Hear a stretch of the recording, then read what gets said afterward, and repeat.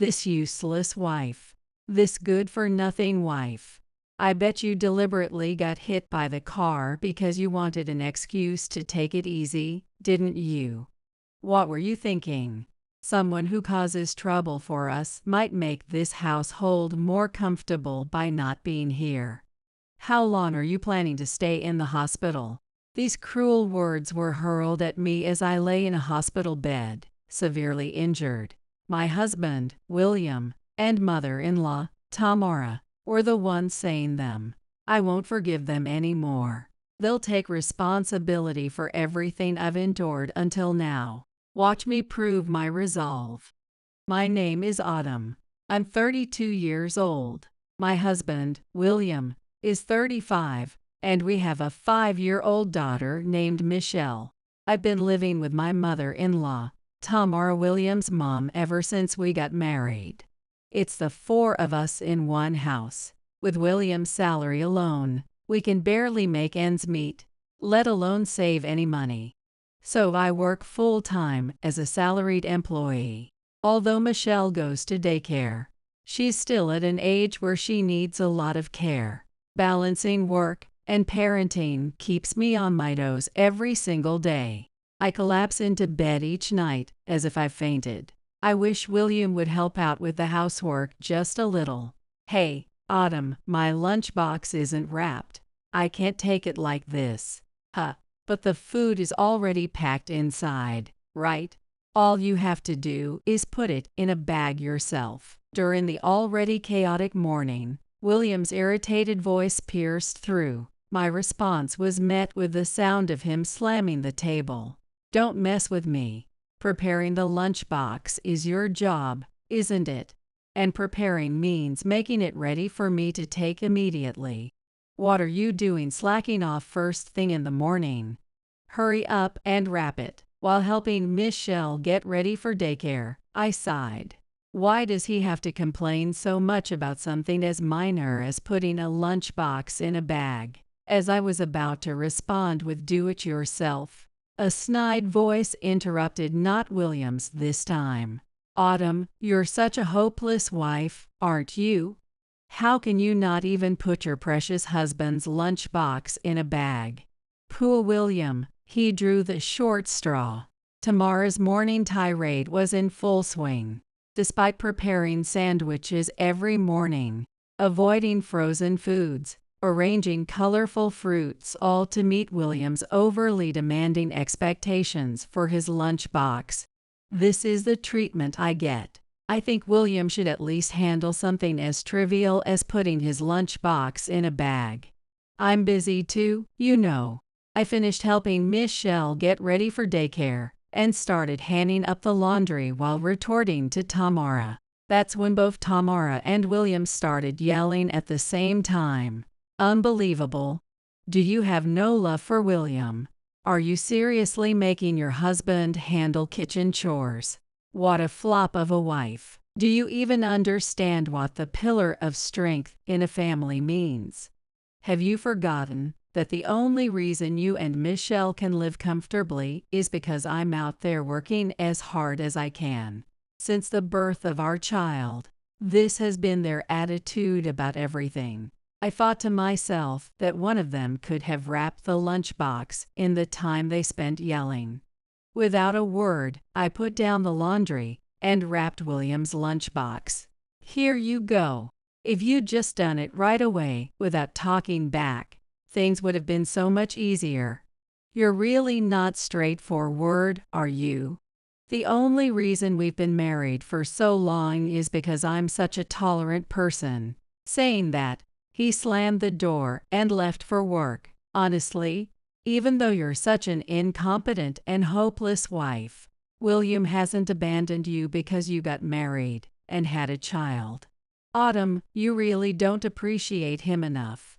How about saying thank you to William for going out there and earning money once in a while I busily took care of the household chores from early morning? Tamara leisurely brewed tea, her mouth the only part of her that was busy.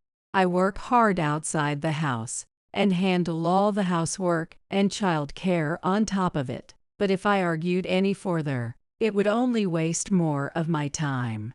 I muttered a rebuttal in my heart, said a quick "I'm off" to Tamara, and took Michelle's hand to leave the house.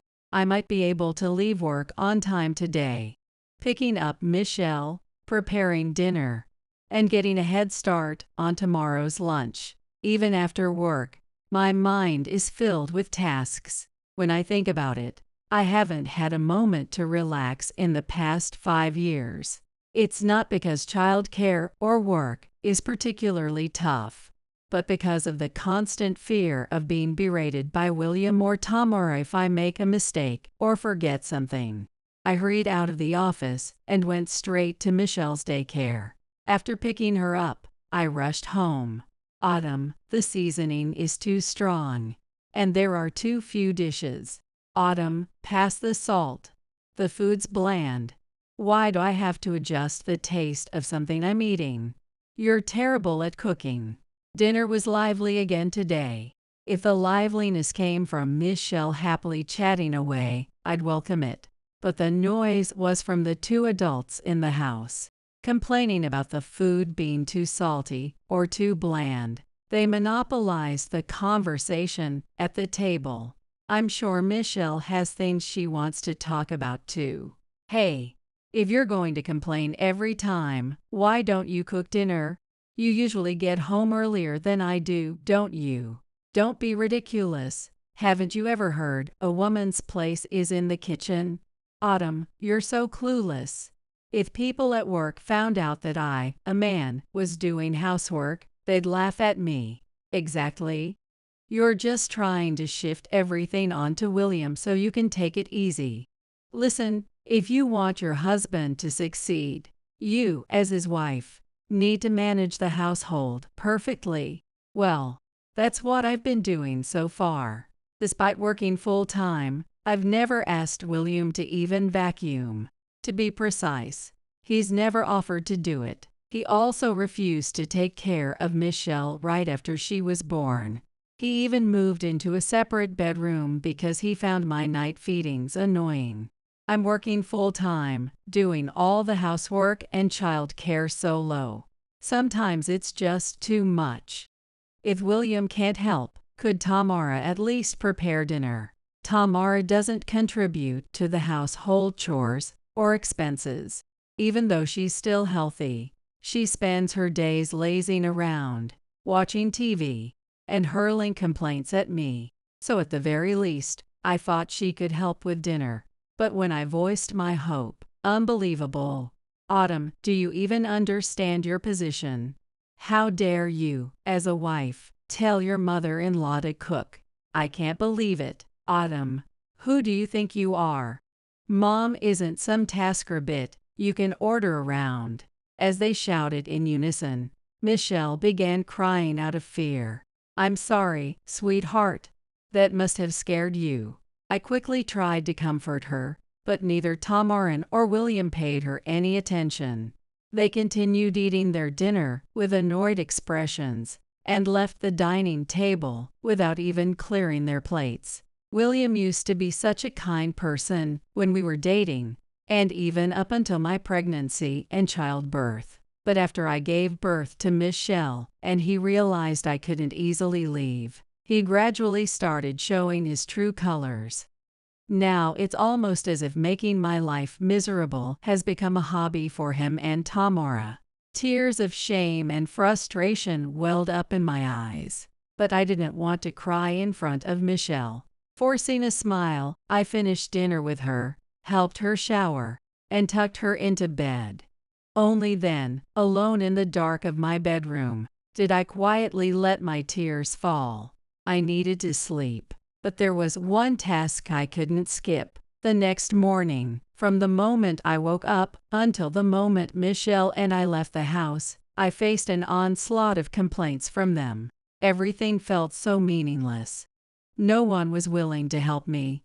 No one appreciated my efforts. Lost in these negative thoughts, I was waiting at a red light on my bicycle when a car, failing to make a left turn, slammed into me. I was thrown off my bike and lost consciousness. The next time I opened my eyes, I was in a hospital. Apparently, I had already undergone several examinations. Thankfully, there was no brain injury, but I had broken a large bone in my leg. The doctor explained that I would need surgery and at least 2 weeks of hospitalization. My first thought was about the house. What am I going to do? I can't trust William or Tamara to properly take care of Michelle. My chest tightened with anxiety just as the hospital room door swung open. William and Tamara entered. "You look fine to me." What a hassle it was to deal with all the hospital paperwork. William scoffed, looking at me with the usual disdain even as I lay there wrapped in bandages. Beside him, Tamara let out a shallow laugh. "Autumn, you're so clumsy. If you'd been careful, this wouldn't have happened. You probably threw yourself in front of that car just to get out of work, didn't you? Poor driver had to deal with you." That might be true. She's always whining about how hard housework and her job are. How dare you?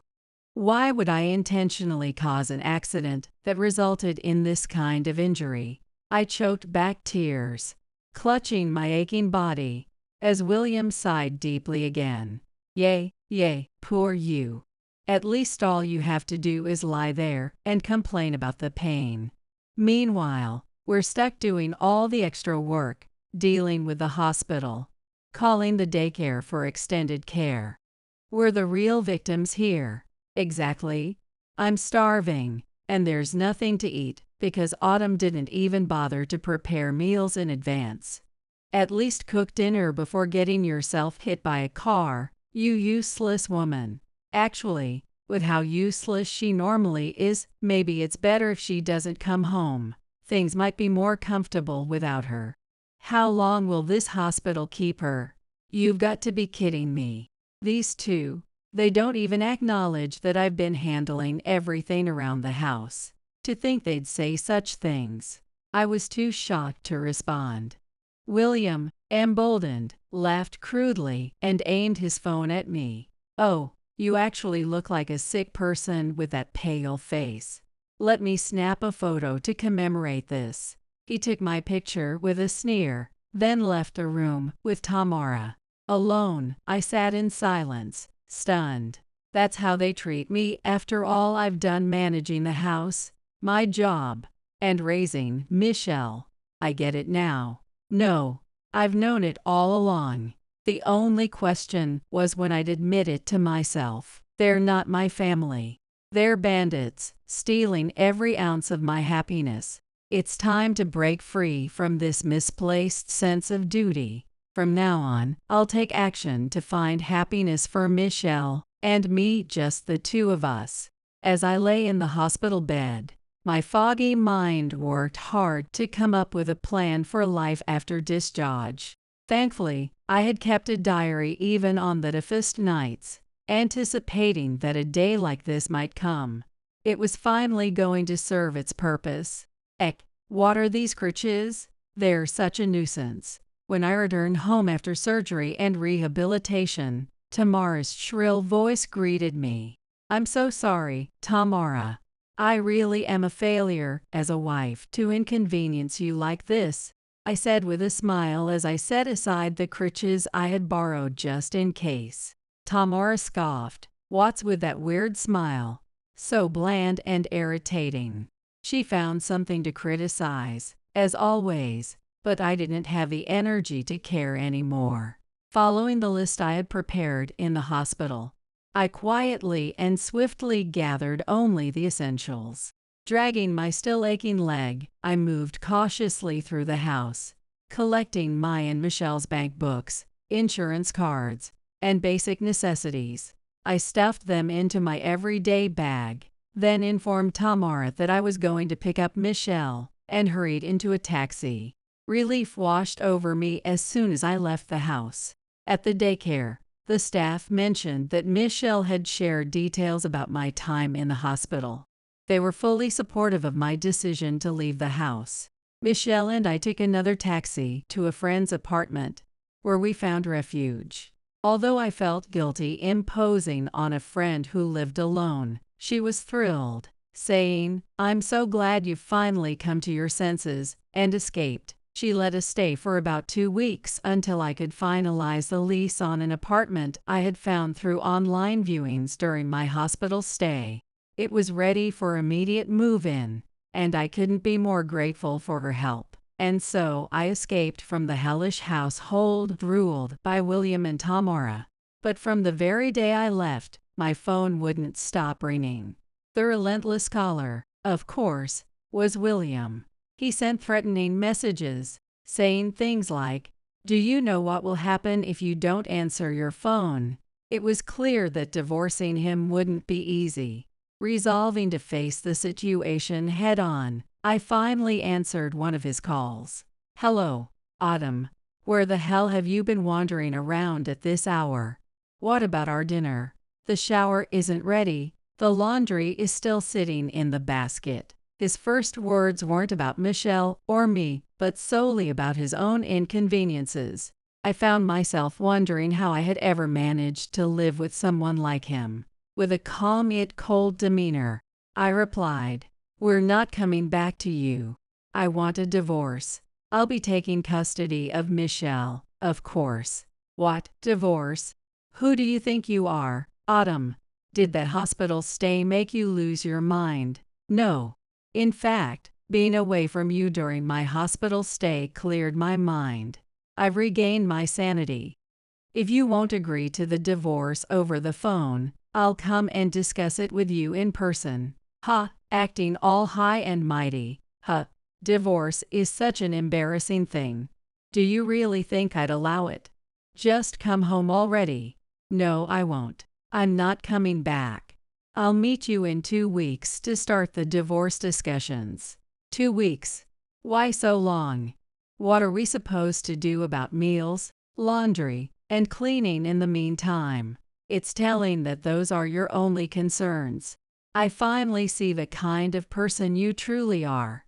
Don't contact me again until 2 weeks from now. For the first time, I firmly ended the call without letting William have the last word. That alone must have been a considerable shock to him. But the real battle was yet to come. To recharge for the confrontation 2 weeks later, I spent a joyful evening with my friend and Michelle, sharing a hearty dinner. The next 2 weeks flew by. During that time, I finalized all arrangements for my new home and prepared for my new life. Then, on a weekend when my friend had the day off and could watch Michelle, I went alone to confront William and Tamara in our former home. Oh, look who had the audacity to come back. This ungrateful, useless wife. Autumn, do you even understand how furious I am, abandoning your duties as a wife, gallivanting with Michelle for 2 weeks? How dare you? As expected, they greeted me with arrogance and self-righteousness. I had anticipated this. But what truly shocked me was the state of the house. The kitchen was a disaster, with dishes and utensils piled high and scraps of food scattered everywhere. The living room and hallways were strewn with their discarded clothing, unopened mail, and delivery boxes left unattended. The whole place was in utter disarray, far dirtier than I could have imagined. The smell, the mess. "This is a garbage dump," I muttered, unable to suppress my shock. Only 2 weeks ago, I had poured my heart into keeping this house immaculate. Hearing my honest reaction, Tamara and William immediately exploded. "Whose fault do you think this is?" "That's right.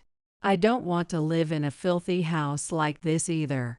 It's because you abandoned your duties and left." "My duties? Keeping the house clean is the responsibility of everyone in the family. What did you do before I came into the picture? How is it possible that out of 3 adults, I'm the only one who knows where the vacuum cleaner is? Cleaning the house is a wife's job.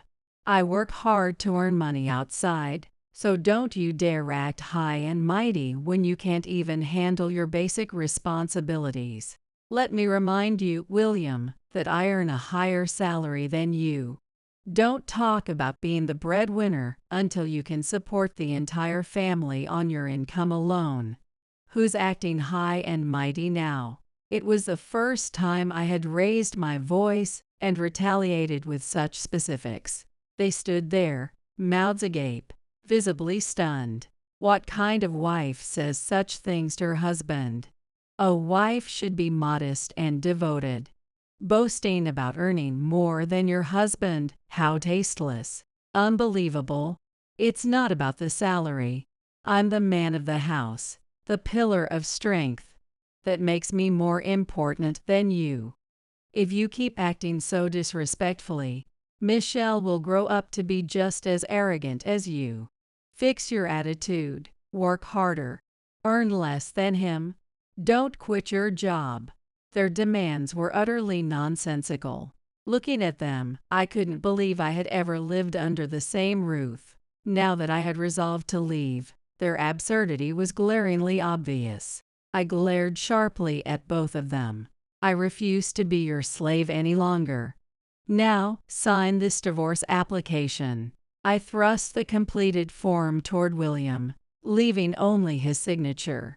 His face turned pale as he shouted in panic, "You've even prepared this. I'll never sign it. Do you know what people at work will say?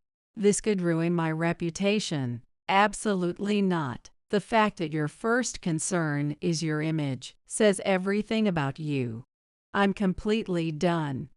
If you refuse, I'll take this to court. As we locked eyes, the tension thick between us, the intercom buzzed. What now, of all times? Tamara snapped as she stormed over to check it. Oh my. Who is it? It's Riley. And some of the neighbors. Riley lives next door to us. She's a sociable and strong-willed woman in her 40s, with a high school-aged child. Seeing her arrive at our house, leading a group of neighbors, left both Tamara and William visibly unsettled. What's going on? William, the type to prioritize appearances, quickly put on a friendly smile and opened the front door with a flourish. "Good evening, Riley, and everyone else, all together. What brings you here? Sorry, but we've had enough. You do realize we can hear everything out here, right?" Riley's sharp voice drew me and Tamara to the entrance as well. William glanced back at us, shrugging dramatically as if to feign innocence. "Oh, of course, it must have been noisy. I sincerely apologize. My incompetent wife was causing a scene. She's been emotionally unstable lately, and frankly, it's been so stressful being yelled at daily. I'm sure she's caused trouble for all of you, too." The nerve to spout such blatant lies. Before I could step in, Riley clicked her tongue loudly in frustration. "Enough already. It's you two who need to get your act together, not her." Her words left William and Tamara dumbfounded, both tilting their heads in confusion. "You, us? What did we do to you?" William stammered, still trying to maintain his forced smile. Riley gave a derisive laugh, letting her gaze sweep over the chaotic surroundings of the front yard. "What did you do?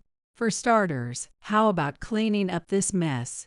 Why haven't you been putting your trash out properly for collection?" Well, the once confident William suddenly looked flustered. Piled high outside the entrance was a mountain of trash, enough to make anyone wonder how they had even managed to accumulate so much in just 2 weeks. It seemed to consist entirely of takeout containers and empty plastic bottles, which made sense given their refusal to cook for the neighbors, though the smell and unsightly heap must have been intolerable. This is all because my wife Autumn has completely neglected her duties. I deeply apologize for the inconvenience. Autumn, come out here and apologize. Oh, stop it. Autumn isn't neglecting anything. She left the house, didn't she? Took Michelle with her. Before I could even express my anger, Riley cut William off again. "Hold on, Riley. What are you saying? Autumn didn't leave. William isn't the type of man to let his wife walk out on him. Isn't that right, William? Tamara tried to smooth things over with a nervous laugh, but Riley shut her down with a cold stare. Don't even try to deny it. Everyone knows Autumn and Michelle are gone. Autumn used to greet me every morning while taking out the trash and cleaning the front yard. I saw her every day, rushing to pick Michelle up, hauling groceries on her bike, always busy but always polite. Riley exchanged nods and affirmations with the other neighbors, their expressions filled with solidarity. Tears welled up in my eyes. I had thought no one noticed, let alone appreciated, the efforts I put into my daily life. But here they were, proving me wrong. When Autumn and Michelle suddenly disappeared about 2 weeks ago, we all figured she'd had enough and left. And really, who could blame her? With a husband and mother-in-law who yell at her every day, of course she'd run out of patience. You did great, Autumn. William and Tamara turned bright red, while I couldn't hold back my tears any longer. Thank you so much. I finally decided to get a divorce. Michelle and I are fully prepared and ready to move into a new place together. Oh, that's great to hear. When we heard shouting again today, we thought Autumn might be in trouble, so we rallied the neighbors to come support you. Are you okay? Did they scare you again? Only then did I realize why Riley and the others had come to the house in a group. They must have been concerned about me even before today. Scared? You've got it all wrong. I'm the victim here, dealing with an incompetent wife. She's making a huge fuss about divorcing me, which is such an overreaction. I'm the one being gracious enough to stay married to such a problematic wife. William, oblivious to Riley's and the neighbors' intentions, continued to delude himself into thinking he was justified. I shot him a piercing glare through my tear-streaked face. Victim. You took me for granted, thinking I'd do whatever you said. You and Tamara treated me like a slave. I will get divorced. Like a slave? What a ridiculous accusation. All I've ever done is try to teach you how a proper wife should behave. And this is how you repay my kindness. You have such a twisted personality, Autumn. Exactly, Autumn. A wife should respect her husband. If you can't manage even the basics, you won't survive out there on your own after the divorce. William and Tamara, desperate to avoid the divorce, kept shouting nonsense. Riley and the neighbors looked at them with thinly veiled disdain, some even chuckling. Oh, come on, give it a rest. Don't you two realize you're infamous in the neighborhood as the worst husband and mother-in-law? Everyone avoids you. We all hear you screaming at Autumn every day. We're infamous. And no way. William, who cared deeply about appearances, visibly deflated. Tamara's face turned pale as well. It's true, even from next door. It was terrifying to listen to. Honestly, if there's a divorce trial, I'd gladly testify in Autumn's favor. Riley shot me an encouraging look. I nearly cried again, but I held it in and gave her a determined nod. I've documented every instance of verbal abuse over the past 5 years in a diary. I even have recordings. I've also kept records of the financial exploitation. My lawyer says it's more than enough evidence to win a divorce settlement and compensation. That's great news. Aim for $20,000, $30,000. We're all rooting for you. William looked utterly stunned, his eyes widening so much it seemed like they might pop out of his head. He stepped toward me in a panic. Wait, a lawyer? Seriously, $30,000? I can't afford that. Oh, but we have our savings as a couple, right? There's that whole thing about splitting assets in a divorce, isn't there? We can use that. Sorry, but your salary was far too low, and Tamara constantly splurged on food and clothes she wanted. Our savings are practically gone." When I calmly explained, William started trembling visibly. What? No way. I worked hard. Mom, did you spend all that money? Gee, give it back. No, that's not my problem. This is your divorce issue. It has nothing to do with me or compensation. Autumn, why did you keep such detailed records for 5 years? If you hated our behavior, why didn't you just say so? This is such a sneaky move. Even now, William showed no remorse. I confronted him directly, refusing to back down. What are you talking about? I did tell you how I felt, but neither you nor Tamar ever listened. For 5 years, you kept hurling insults at me. The pain I've endured over those years isn't something $30,000 can fix. But if money is the only way to settle this, then I'll accept $30,000. So pay up, you deadbeat. My anger left William and Tamara slumped on the floor, muttering faint apologies and promises to reflect on their behavior, their words barely audible. Riley, looking down at them with the neighbors, couldn't help but laugh. What pathetic people. Absolutely. I endured all this because I thought even a dad like him might be better than none until Michelle became an adult. But now I see having someone like that around is far worse. And Tamara too. I never want either of them involved in our lives again. When I declared this firmly, Riley and the neighbors applauded, encouraging me.